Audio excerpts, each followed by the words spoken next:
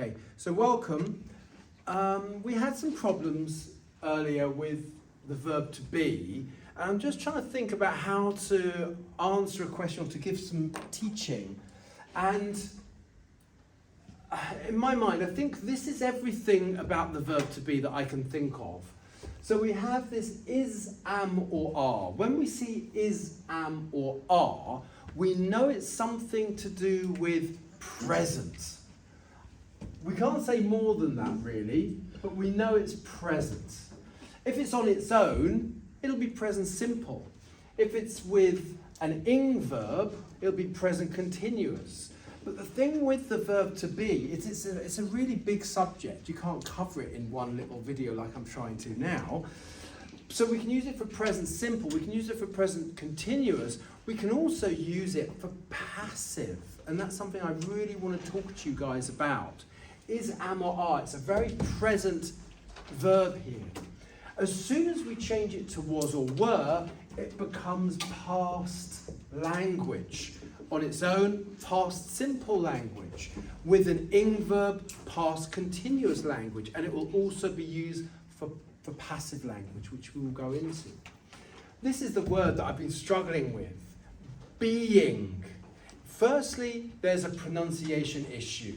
Because these two words, they sound similar, but this word is been, and this is being. And it's really important you get the pronunciation of these two right.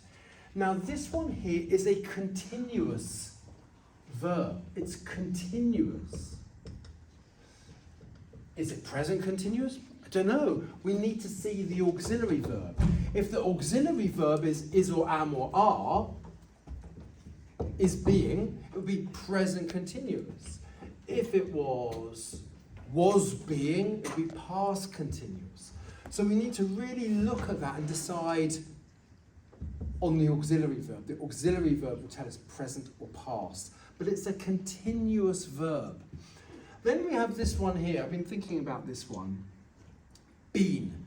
And it's the past participle of the verb. So this is the present of the verb, this is the past of the verb, but remember, verbs in the English language have three columns. Sometimes all three are different, sometimes the second and third are the same, sometimes the first and the third are the same, sometimes they're all the same.